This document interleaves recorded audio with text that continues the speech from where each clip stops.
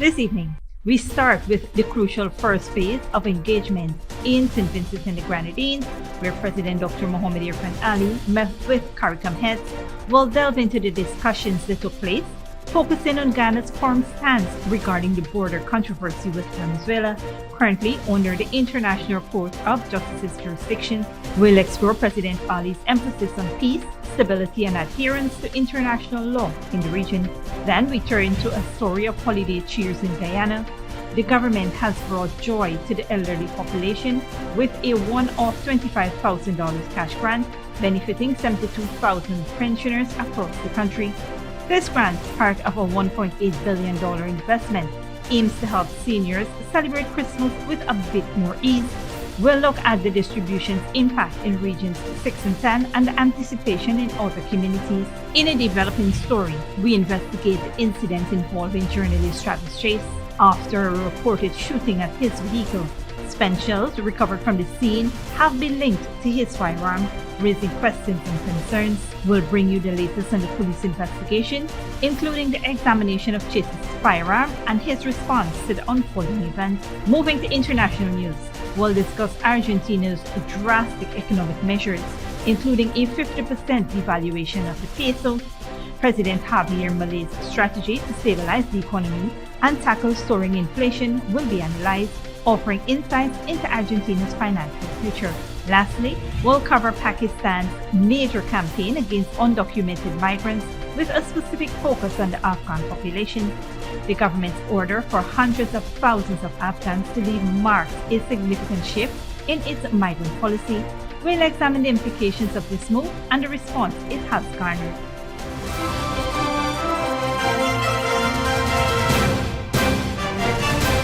Welcome to this broadcast of Channel 2's Headline News Update for December 14, 2023. I am Baby Bacchus. Thank you for joining us.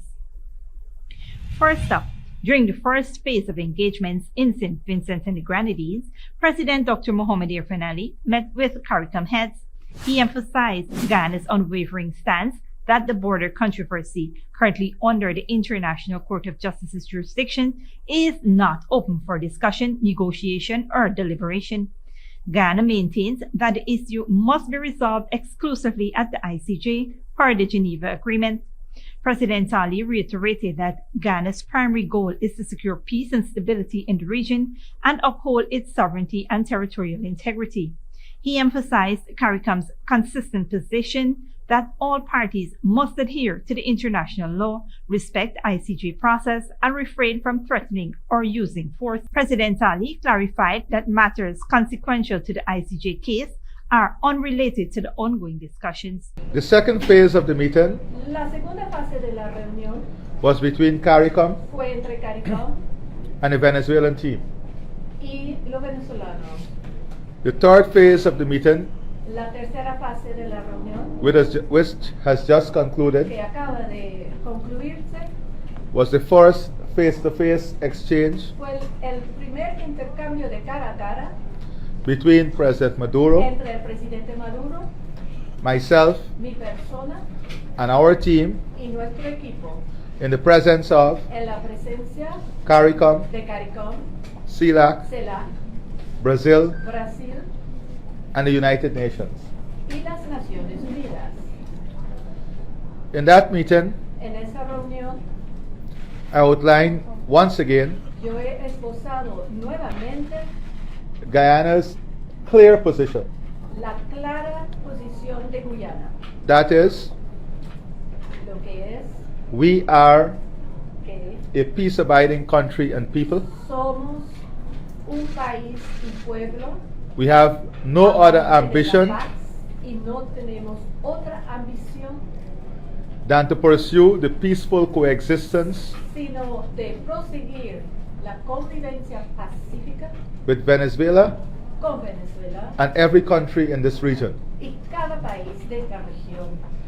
I made it very clear Yo aclaré muy bien that Guyana que Guyana has all the right tiene todo el derecho to exercise its sovereign right de ejercer su derecho soberano within its territorial space dentro de su espacio territorial to approve of y y de aprobar and facilitate any development, y facilitar cualquier any desarrollo, investment, cualquier inversión, any partnership, cualquier sociedad, any trading, cualquier comercio, any collaboration, cualquier colaboración, any cooperation, cualquier cooperación, the issuing of any license, el otorgamiento de cualquier licencia o permiso and the granting of any concession y el otorgamiento de cualquier concesión within our territorial space dentro de nuestro espacio territorial. and within our sovereign space. In the second phase of talks, the president met with President Maduro, CARICOM, CELAC, Brazil, and UN observers across the table. Headline News will bring more details in a subsequent newscast. Moving on, the ongoing investigation into a reported shooting incident involving journalist Travis Chase includes the recovery of spent shells at the scene. These shells were submitted to the Ghana Police Force Crime Laboratory for testing. Subsequently, the police summoned Chase to the East Penitence Police Station to examine his firearm. When I left work this afternoon, I got a phone call from an officer from the East Penitence Police Station. He said to me they have 2 suspects in custody and I should head down there to see if I can identify the shooter. I said to that officer that I can't do that because I did not see who shot at my car. He said, okay, I hung up the phone. Then another officer called and he said they would like to examine my firearm. So I said to him, examine my firearm for what? He said, there's some discrepancies. I said, discrepancies in what? He said, just please come down with the firearm. So I contacted the lawyer, my lawyer, Mr. Hughes, came down, and then we came across here to the ballistics section. A firearm expert compared the recovered shell casing with those obtained from Chase during the purchase and registration of his firearm.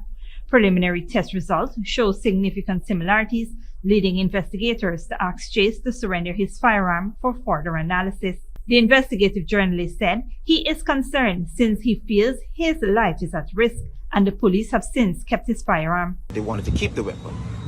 I think the officer, Mr. Singh, if that's the officer, the senior officer that came in after, he said that we will give the weapon in, they will do the ballistics, and they will hand it back. Now, it's 9:30. They've kept the weapon. They've closed their gates. And I'm left unarmed. I feel very threatened. I don't feel safe at all. On Monday evening, Chase said around 7 p.m. he parked his white Toyota Primo in front of his house on Durbin Street and Cemetery Road in Georgetown and went inside to collect a shopping list. Upon hearing loud explosions, suspected to be gunshot, he found 3 holes in the left rear fender of his car. Police visited the scene, discovering 3 spent 9mm shells and 1 live MM round. Chase said he is not a suspect and should not be treated as such. On a different note, elderly Guyanese are overjoyed this holiday season thanks to the government's timely one-off $25,000 cash grant distributed to 72,000 pensioners across the country. This will assist seniors in purchasing some of the items they need to celebrate this Christmas. The government rolled out the distribution in regions 6 and 10 on Tuesday. The positive reactions have resonated across the communities where the distribution has already been conducted.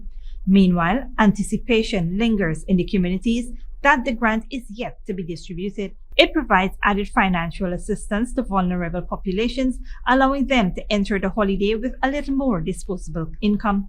Additionally, the distribution of pension and public assistance booklets for 2024 is already underway. The one-off grant represents a significant investment of $1.8 billion for the well-being of Ghana's elderly population. Stick around when we return. Customs officers seized 24 packs of suspected marijuana in U.S. parcel, and over 4,000 graduates celebrate free skill training across Ghana in 2023. Giving you the best Christmas with Digicel. Digicel is bringing you the best deals, the best prices, and the best cash prizes. Hold on to your Santa hats because there's up to $50 million in cash to be won. Activate any data plan and you can be one of 14 winners to join Digicel's Spin to Win game show where you can win millions in cash. Activate a data plan today on the best network and make this Christmas the best one yet. Digicel. It's Christmas at Kissoon's Furniture Store. We are fully stocked for the holidays with a wide variety of furniture to choose from store-wide. Beautiful sofas, dinette sets, rugs, pillows, foam and hybrid cooling mattresses in all sizes, beds in king, queen and single sizes, and so much more.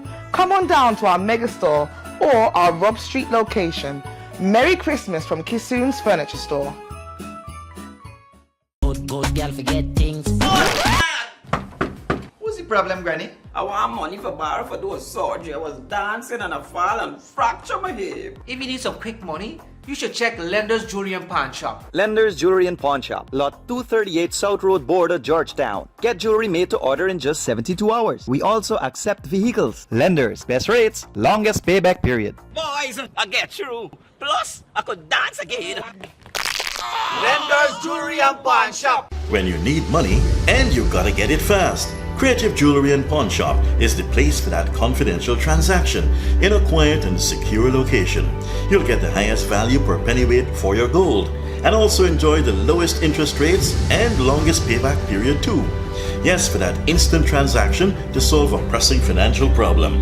That Creative Jewelry and Pawn Shop, 46 Boyle Place, that's between the Ministry of Housing on Brickdam and White Castle Fish Shop. Be your first and only choice. Creative Jewelry and Pawn Shop, safe and sound, solid and secure, always there for you. Telephone 231-7878 and 223-8955. Hello, my fellow TikToker followers. It's Credit, and today all we will be making Chinese noodles with peppies, chow mein, chicken fritters, and spice cake. For the noodles, all these will be using peppies, black pepper, cashew, Chinese sauce, soy sauce, garlic sauce, paprika, Chinese seasoning, chow mein seasoning, white spice, and all-purpose seasoning. Next, this chicken that we marinated, soak for all you don't know nothing with peppies, green seasoning, miracle seasoning, pepper sauce, chicken seasoning, paprika, garlic powder, dark seasoning, black pepper, onion powder, and ginger powder, and document plantain flour, and then this butter we make with this quick piece powder, and we boil in oil. We serve with peppies, barbecue sauce. Radhika went to the supermarket and she proper buy up enough things. She feels she alone can cook, but she routine even wrong. She shaped like a guy in a map. Peppies has a wide range of ingredients available at supermarkets nationwide. Peppies, we put the pep back into your kitchen.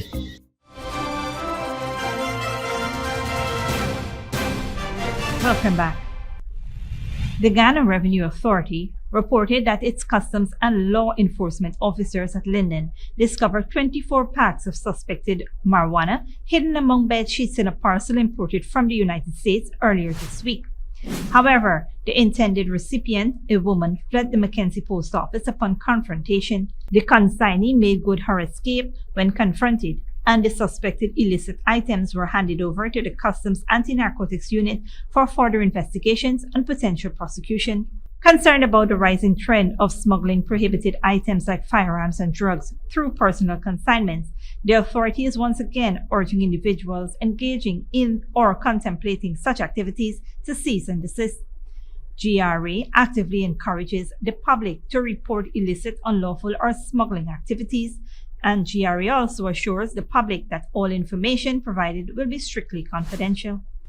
In other news, some 4,444 individuals across Guyana's 10 administrative regions graduated from free skill training programs offered by the Ministry of Labor's Board of Industrial Training in 2023, with Region 3 copying over 1,200 of those certificates. Minister of Labor Joseph Hamilton lauded the participants during an interview, emphasizing the program's positive impact on their livelihoods and the communities. We are grateful and we're thankful that these young people have offered themselves to us, and we will continue to do the necessary training in particular in Region 7 and all the other regions. He expressed gratitude for the participants' commitment and announced plans for more developmental programs to enhance Guyanese's skill set in the coming year. We have to explore some more the fiber optic cable technician program and seek to have more persons trained in that area, because it is becoming a new area. For that matter, that program we started it about 2 years ago. We have to develop that program. The Board of Industrial Training, collaborating with village councils and organizations, aimed to broaden its reach for technical and vocational training. Over the past 3 years, the agency has certified over 11,000 individuals in various occupational areas. BET allows individuals to pursue multiple courses as long as they complement their certifications. Don't go away after the break. Pakistan migrant crackdown, thousands of undocumented Afghans return home, and valley water problems. Tourists to start paying entry tax in 2024.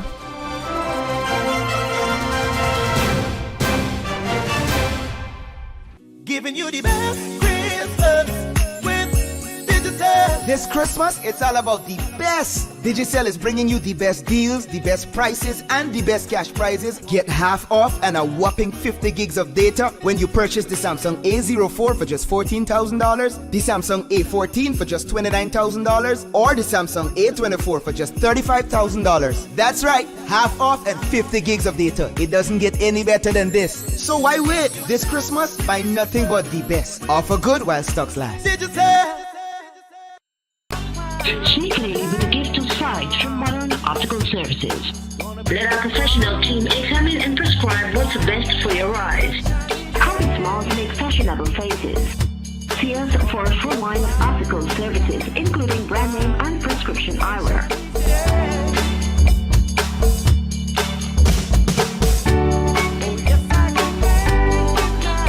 Modern Optical Services. 316 Mill Street, Georgetown. Telephone 226-1082. Good girl forget things. What's the problem, Granny? I want money for borrow for those surgery. I was dancing and I fall and fracture my hip. If you need some quick money, you should check Lender's Jewelry and Pawn Shop. Lender's Jewelry and Pawn Shop, lot 238 South Road Border, Georgetown. Get jewelry made to order in just 72 hours. We also accept vehicles. Lenders, best rates, longest payback period. Boys, I get through. Plus, I could dance again. Lender's Jewelry and Pawn Shop. When you need money and you gotta get it fast, Creative Jewelry and Pawn Shop is the place for that confidential transaction in a quiet and secure location. You'll get the highest value per pennyweight for your gold and also enjoy the lowest interest rates and longest payback period too. Yes, for that instant transaction to solve a pressing financial problem. That Creative Jewelry and Pawn Shop, 4-6 Boyle Place, that's between the Ministry of Housing on Brick Dam and White Castle Fish Shop. Be your first and only choice. Creative Jewelry and Pawn Shop, safe and sound, solid and secure, always there for you. Telephone 231-7878 and 223-8955. It's Christmas at Kissoon's Furniture Store. We are fully stocked for the holidays with a wide variety of furniture to choose from store-wide. Beautiful sofas, dinette sets, rugs, pillows, foam and hybrid cooling mattresses in all sizes, beds in king, queen and single sizes, and so much more. Come on down to our mega store or our Rob Street location. Merry Christmas from Kissoon's Furniture Store.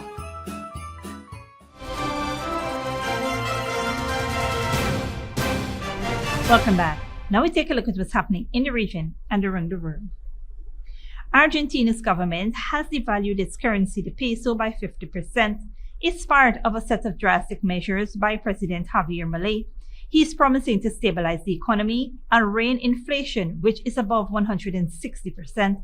Al Jazeera's Teresa Bo reports. Fernando Sabore owns a small market in the province of Buenos Aires, and he's trying to adjust to the economic change taking place in Argentina.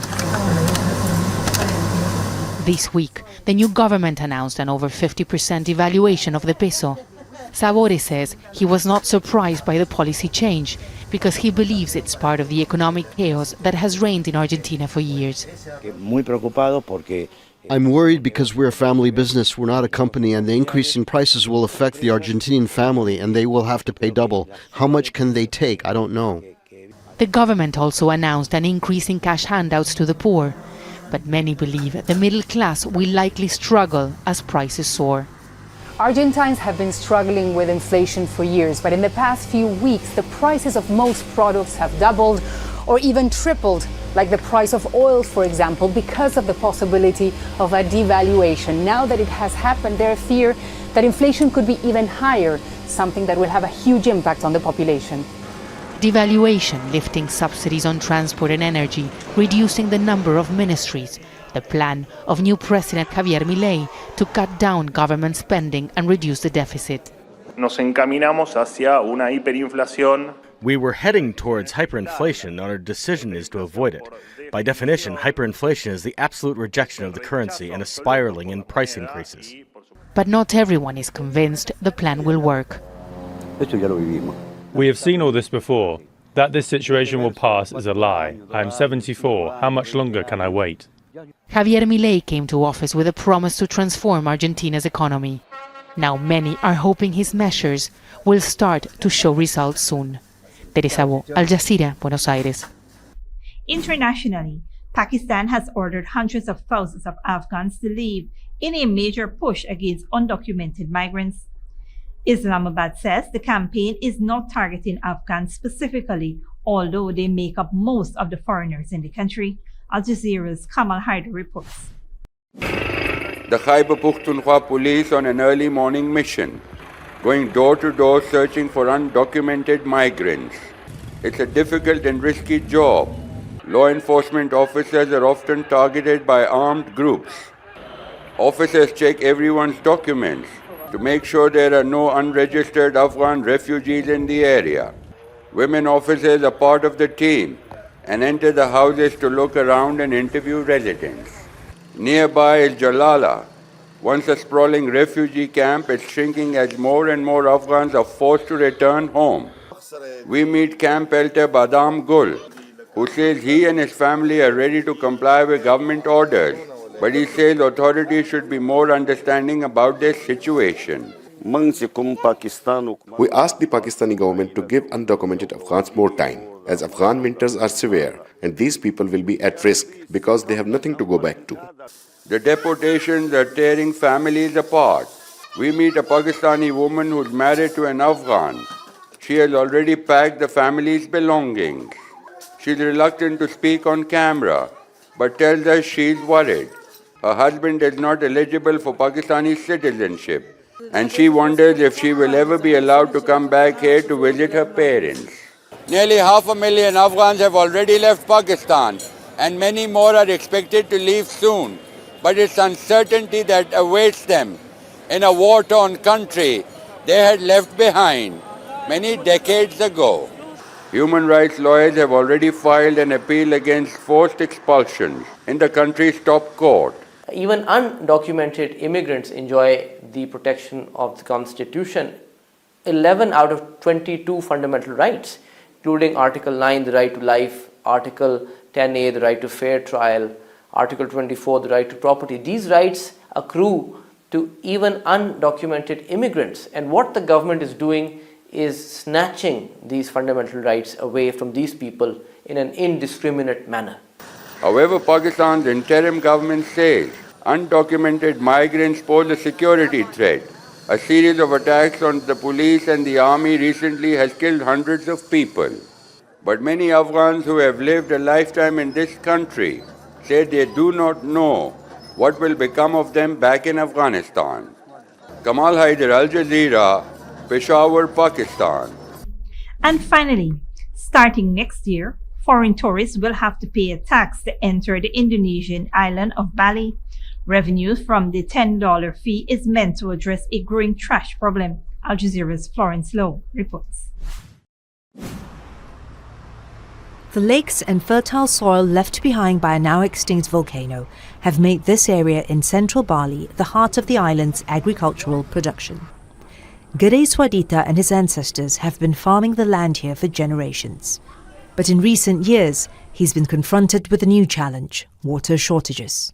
After the entry of tourism to the villages, hotels and villas appeared. They access groundwater sources by drilling into the land. We noticed the amount of water coming from some springs started decreasing. The tourism industry consumes about 65% of Bali's groundwater. Demand is depleting this water source faster than it can be replenished. When too much groundwater has been depleted from coastal aquifers, salt water flows in and over time contaminates them. A local NGO that's been studying the issue for years has warned of a crisis. The water we use today is water stored from 40 years ago. If we don't do something about the saltwater intrusion today, we will definitely experience problem in the future. Climate change is also a factor.